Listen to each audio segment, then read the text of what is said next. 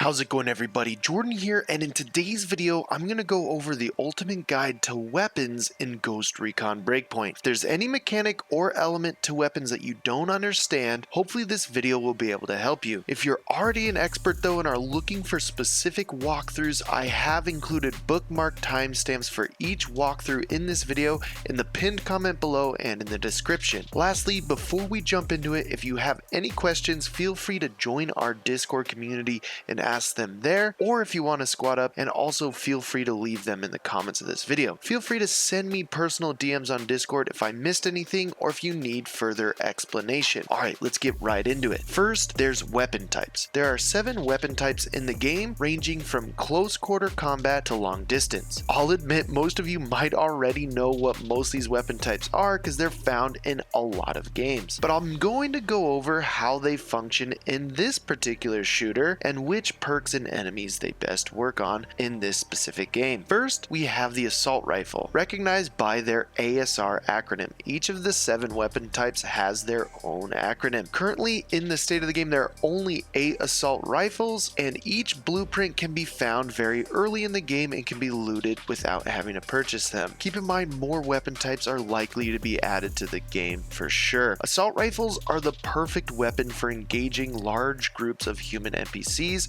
With their superior handling and recoil, they can be highly accurate at a medium and close range, and they are my personal favorite weapon of choice, particularly the MK17. The recommended perks would be recoil reduction and reload speed. Mobility and handling are already great on these guns, and additional boosts can be indistinguishable at times if you boost their mobility and handling, so be sure to reduce reload speed and increase accuracy if you can. Next is the sniper rifles, or SNR. These speak for themselves. Obviously, they have reduced mobility and handling at the cost of high damage and range, perfect for an open world game like Ghost Recon to take out enemies from a distance. They are typically single shot, and sniper rifles like the TAC-50 are also fantastic at taking out helicopters and Azrael drones, and one of the better options for destroying armor on behemoths or other drone enemies in the game. The recommended perks would be handling, an additional range, and a larger magazine size through attachments. Handling controls how much you have to readjust your sights after a shot. Reducing this allows you to quickly get your sights back on track for trying to take out a larger group of enemies. Additional range just allows you to sit further back and clear bases without ever being caught or noticed. Very useful if you're playing solo. Next is the child of the assault rifles and snipers, which are the DMR, or the designated marksman rifle. They are a solid hybrid option of a semi-automatic sniper rifle, although the higher rate of fire comes at the cost of damage though, and they are truly forgiving. If you want to take enemies out from a distance but don't trust your aim, these DMRs can help you with that. Recommended perks would be reduced recoil, handling, and accuracy. The only issue I've ran into and why I don't personally use the DMRs is that they tend to be a bit too inaccurate for me, and their recoil can get frustrating at times. But a really solid DMR to use would be the G28, and try and boost its handling and reduce its recoil with attachments. Next, we move on to our higher rate of fire weapons,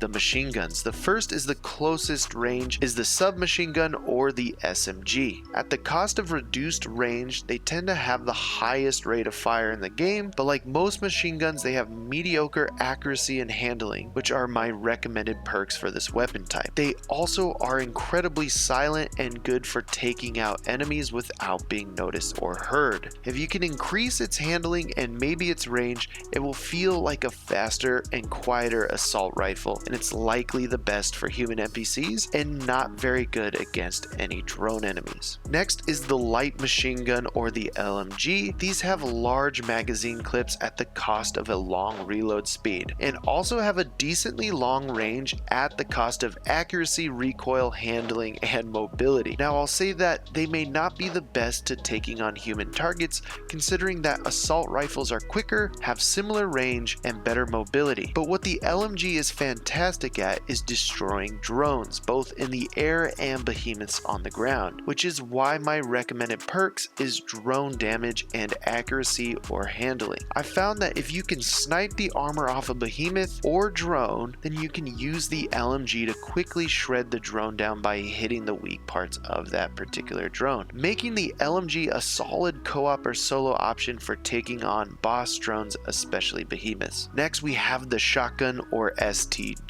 Shotguns obviously have reduced range and accuracy for increased damage. They're fantastic at indoor engagements on missions or in bases. Right now, the shotgun though seems a bit overpowered, as it does have a remarkable range to it, more than you would think. Myself and friends I've been playing with have been able to one-shot human enemies from over 80 plus meters away with a shotgun, which is like assault rifle range, making it a very valid option at the moment. Recommended perks would be handling or range. It's a lot of fun to shoot some slugs from 80 plus meters away and melt patrols, especially if you have a mission that requires you to kill 3 enemies in less than 3 seconds. You can kill a group of enemies instantly with 1 slug from pretty far away. Lastly, there's the handgun or HDG. Not much to say about these, but handling is always a good thing on handgun. Just don't use the Desert Eagle. I'm just kidding. If you like the Desert Eagle, you can use it, but it's loud, the handling's a little bad, and you don't need the additional damage. Recommended perks would be handling and accuracy for headshots with them. It's kind of fun to challenge yourself to take on a patrol or base with only a handgun. Alright, the next section, weapons, stats, or attributes. There are several attributes that weapons can have in this game in regards to mechanics, and can be seen as the lines and icons when you hover over the tooltip of your weapons. I'll go into each one and what they do. Understanding how they function in the game will help you make a decision on what you want to adjust, boost, or have on your favorite weapons. At the top is accuracy. This is a bit self-explanatory, but accuracy is how tightly the bullets arrive at where you're aiming. An inaccurate weapon will have a larger bullet spread, while a more accurate weapon will obviously hit right where you aim. Accuracy is great for LMGs, SMGs, and shotguns. It can be a bit redundant for weapons like sniper rifles that already have the higher accuracy in the game, so you may want to trade that boost for something else if you're using a sniper rifle. Next is handling. This can be confused with recoil at times because they're very similar, but in the game, handling determines how quickly your sights can reacquire or focus on a target in the game. Handling for nearly all guns is average and not extremely noticeable, but you will notice it on your sniper rifles and DMRs. And increasing handling for those type of weapons will allow you to reacquire a missed or large target quicker, allowing you to speed up your rate of fire as a sniper. Next is range. This is obviously how far the weapon can shoot, but in terms of actual mechanics from my testing,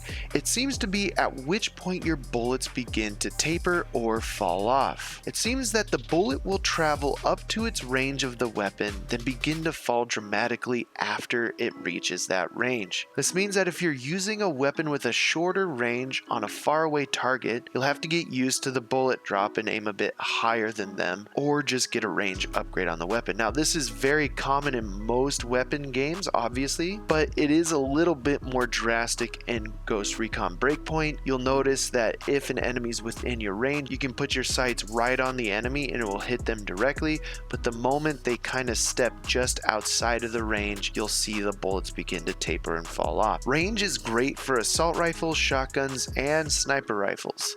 Nothing beats sniping another sniper from over 800 meters away in this game. The next stat is mobility. Mobility affects how easy or quickly you can move with the weapon equipped or with your sights up. Weapons like the sniper rifle and the LMG have some of the worst mobility and keep you in a stiff position when firing, while other weapons like the SMG or assault rifle give you a much quicker movement speed, allowing you to readjust your position while firing during a fight much easier. Last is recoil. Like handling, this affects your ability to stick your sights on a target. Mechanic-wise in the game, they have vertical recoil and horizontal recoil. The best way to imagine how handling and recoil play together is that handling is the subtle movement you'll see if you're using a panoramic sight of the line of sight, while recoil can move your entire sights in either a horizontal or vertical direction depending on the weapon. Reducing recoil is always a good choice, but can be at the cost of reload speed with some of the weapons. You'll notice heavy recoil on automatic weapons when being shot for long periods of time. To naturally reduce recoil, you can just fire when you need to and take breaks between firing to readjust your sights on target, or you can use attachments, usually at the cost of time to aim or reload speed, to kind of reduce that recoil if it gets too bad. Alright, there are a few other weapon stats that aren't heavily prominent in the tooltip, and I'll quickly go over those. Those are damage. Obviously, damage is how much damage the weapon does to an enemy. Again, it's important to remember that this is global regardless of the level of weapon and can only be boosted slightly through mark upgrades, which I'll go over later. Next is ammo type. This doesn't matter all too much, other than you might have some ammo issues if you're using two weapons that require the same ammo, so keep that in mind. Next is rounds per minute. So this is the rate of fire, or as the attribute so easily explains in its name,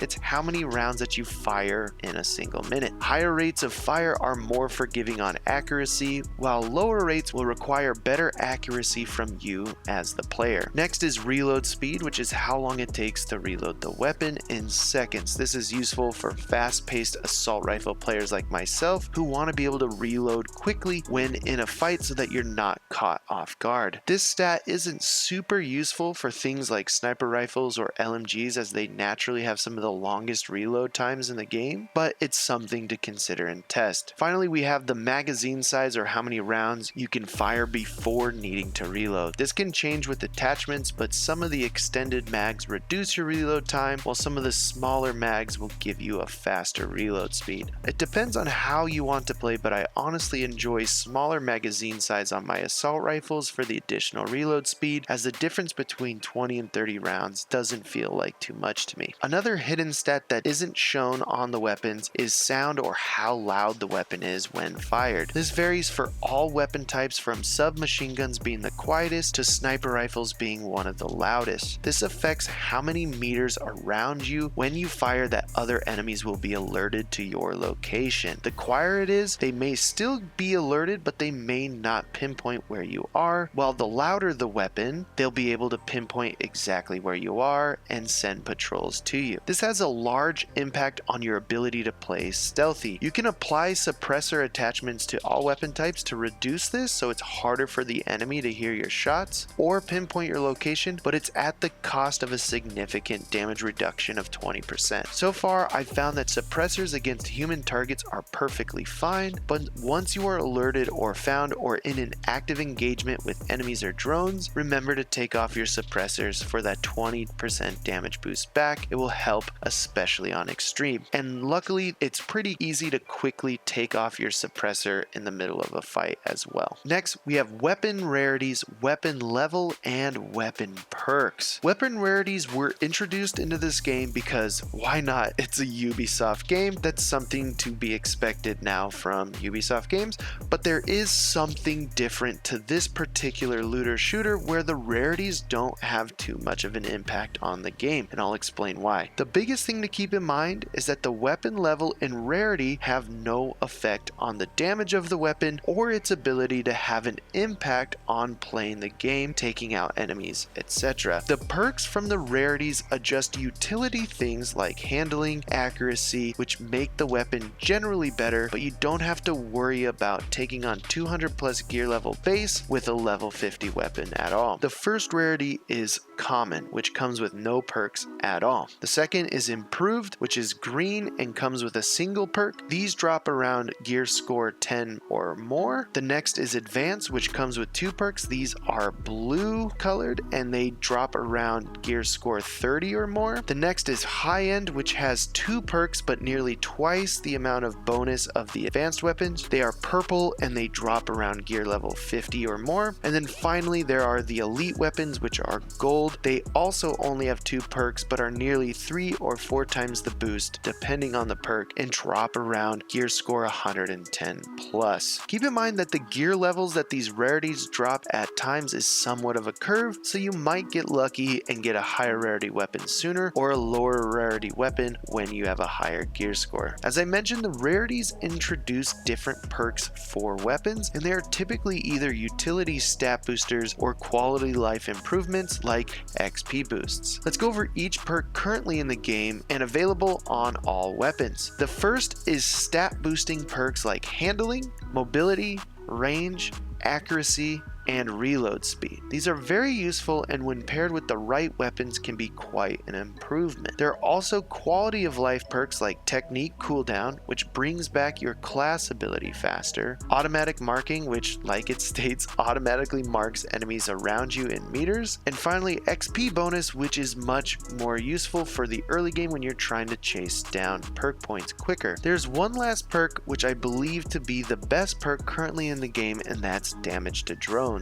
It's the only damage boosting perk in the game, and it's against some of the hardest enemies you'll face in the game. Increased damage against human NPCs is overkill, considering besides heavies and mission bosses, every human NPC dies from a headshot, while drones require a lot more damage and can be a bit bullet spongy at times, which makes sense considering they are armored machines. Having damage against drones on your sniper or LMG will be extremely helpful on raids or boss fights, and something you should 100% look out for when picking up your weapons. Keep in mind too that when boosting all of these different perks like handling, mobility, and range, that there are caps to these different things. You can only have a certain amount of accuracy or a certain amount of range, so you're going to want to look at your statistics and detail window to see if you're hitting those caps or not, so that you're not overdoing the perks and wasting a potential perk on a weapon. Next, we have weapon dismantling, parts, and upgrades. In addition to the natural perks and rarity perks on weapons, there's a crafting and upgrade system in the game as well. These upgrades require weapon parts from dismantled weapons. You can easily dismantle a weapon by hovering over it and seeing the dismantle button for your platform. Once you've dismantled a weapon, you'll notice you get a few different things. The first is metal parts, which comes with every dismantled weapon and used in every weapon upgrade. The next is either improved, advanced, high-end, or elite weapon parts, which comes from the weapon's rarity. And finally, there's weapon type parts for the specific weapon you dismantled, so assault rifle parts, sniper parts, etc. You can boost the amount of dismantled parts you get passively with a simple perk upgrade from the perk window. All of these parts can be used to globally upgrade your favorite weapons in the gunsmith window. If you didn't know, all upgrades you make to a weapon will stay with every weapon you find of that type forever throughout the game, and you can access the gunsmith window of a weapon you don't currently have in your possession by going to the objective board, weapon objectives, and clicking on the blueprint of the weapon you want to upgrade, or just clicking and going to the gunsmith directly from your loadout. Once you're in the gunsmith window, you'll notice 8 windows at the bottom center, which represent the partial upgrades to the weapon, and you'll also see which mark or version your weapon is currently. Once you upgrade all 8 sections of the weapon, it will move to the next mark. So once you do all 8 upgrades of a Mark 1 weapon, it will globally upgrade that weapon type to Mark 2 and then to Mark 3. In order to get those mark upgrades to work though, you will need to put perk points in order to achieve them. Each upgrade will require some parts from your dismantled weapons and require higher and more advanced weapon parts from higher rarity weapons once reaching Mark 2 or 3. These upgrades are very useful but quite subtle, and you won't be able to upgrade the weapon to be extremely overpowered, but you'll be able to slightly boost your weapon to be more efficient than the default version, and it's highly recommended that you do this for those slight upgrades. There is also passive abilities for each mark upgrade as well that you can see on the right next to the upgrade window. Most of these passive upgrades are things like additional accuracy or handling after kill or things like that. You're going to have to see what yours is for your weapon that you're focusing focusing on. Next is weapon attachments. Weapon attachments are also found in the gunsmith next to the upgrades, and like the upgrades have subtle adjustments to your weapon stats. What I like about the attachments is they are not inherently overpowered at all. In fact, honestly, they just sacrifice one stat for another and are useful for adjusting how you want to set up your weapon. Not all weapons though can have the same attachments, but most will have these following categories. The first is magazines. Obviously, magazines can either increase or decrease the amount of rounds you can fire before reloading. Having a larger magazine increases reload time, while a smaller magazine speeds up your reload time. The next is muzzle. You can put sound suppressors here for more silent stealthy players, but again it's at the cost of 20% damage, while other flash hiders or compensators will just adjust recoil or bullet spread. Next is rail attachments, which vary from weapon to weapon but can increase things like range with the rangefinder, reduce recoil, handling, etc. Again, most of these attachments vary from weapon to weapon and will require testing to find out which one works for your favorite weapon. The next is scope. This is a personal preference attachment here and doesn't have impact on the mechanics. This is for which sights you like to use. Unfortunately, the highest zoom currently for snipers is a 6x zoom, but hopefully they'll introduce a longer zoom for snipers. Otherwise, again, it's just more for personal preference and doesn't have an effect on the mechanics. Lastly is the underbarrel attachment slot, which is where a lot of subtle adjustments can take place for things like foregrips or even adding a grenade launcher. Here's where you can take a weapon with high horizontal recoil and trade that recoil for a vertical recoil, or try to make a tighter bullet spread or increase things or decrease things like your time to aim. All of these attachments are mainly cosmetic but do have a decent impact on mechanics and can be used to really focus in and slightly perfect your favorite weapon of choice, and require a bit of testing and tweaking in order to find the right balance and desired outcome of what you want. Next, we have weapon blueprints and crafting. Every weapon in the game has a blueprint that can be acquired either by looting them throughout the world, finishing missions, or eventually some raids. You can also buy these blueprints, as they are unfortunately a microtransaction in the game, but I don't recommend that, as it's more fun, I think, to hunt the blueprints down in the game yourself, because I think it's more fun to play the game than just to buy your way through it. Blueprint clues can be found throughout the game with information on how to locate them, but if you want to know how to get them or know their location directly, you can check out my list of blueprint locations on my website in the description below. Once you've acquired a blueprint, you'll be able to craft a copy of that weapon at Erewhon or any bivouac in the game for skill credits. Crafting a weapon costs 800 skill credits, and its gear level and rarity will vary on your currently equipped gear score, so be sure to put on all your highest scored gear before you craft any weapons. You can also increase your chances of getting a higher rarity weapon when you craft a blueprint with a perk from the perk tree as well. So once you've tested all the weapons and found the one that you like, you'll never have to worry about hunting or grinding for it again, as long as you have the skill credits to reroll or recraft the blueprint over and over again until you get the perks you want. And don't forget to sell your unused weapons after you craft them, because you'll get some money back as well to craft more blueprints. So that's the ultimate guide to weapons for Breakpoint. I hope you found this helpful, and if there's anything I missed, please feel free to leave them in the comments below for others, and we can vote them up so that others can see them. Keep in mind too that this game is growing and adjusting, and some of these things may change over the next year or so, and I may have to come back and make some updates. If you're looking for reviews on specific weapons, I'll also be rolling those out as soon as I've had the time to efficiently test them and learn their mechanics and behaviors. Lastly, again, if you have any questions, feel free to join our awesome Discord community and message me there. If you want to have quick access to this information without rewatching the video, you can see them on my website below, which I'll also be updating and making better as time goes on. Thanks again for watching. I appreciate all of you, and I'll see you guys next time.